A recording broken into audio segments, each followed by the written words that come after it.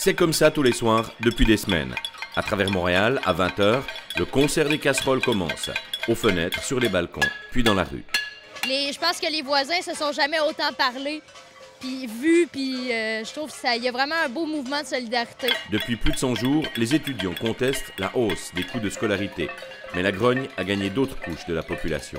On se fait, on se fait fourrer de partout. On est tanné d'être la classe moyenne qui paie pour tout le temps.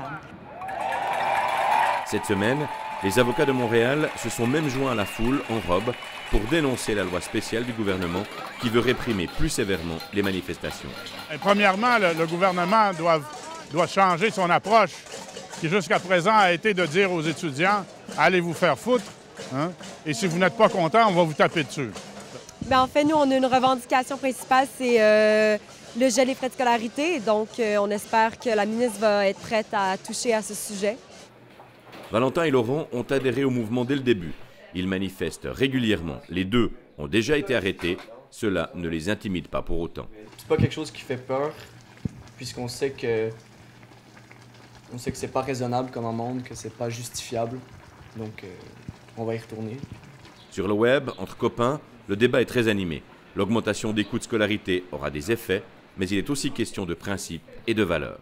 Il me semble que c'est pas un argument très fort que de dire puisque c'était dur dans mon temps, ça devrait être dur aujourd'hui. Moi, ça serait quand même grand. Mes parents ne payent pas les études et avec tous les frais qui s'enclenchent, ça serait assez dur.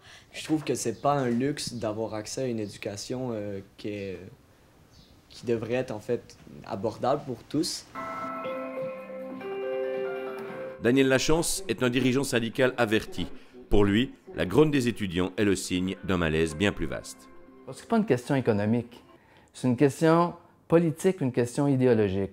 Finalement, pour l'éducation comme pour d'autres frais, la taxe santé, tout ça, c'est une vision de tarification des services publics qui est introduite par la hausse des droits de scolarité. Et ça explique la bataille qui est plus large maintenant que les étudiants. Ce qui est le fond de toute cette contestation, c'est un ras-le-bol général de comment nos gouvernements et nos États conçoivent le développement social, économique et politique. 37e soir consécutif des manifestations, Valentin est retourné dans la rue. Reprise cette semaine, les négociations s'enlisent. Je pense que le mouvement va encore prendre de l'ampleur s'il continue à proposer des offres insultantes de cette manière.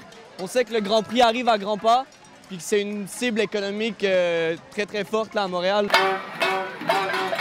On attendait un résultat des négociations qui ont repris lundi, mais apparemment ces discussions sont laborieuses, difficiles. Et ce qui est sûr, c'est que les étudiants, les manifestants ne cesseront pas leur concert de casseroles tant qu'ils n'auront pas abouti à un accord.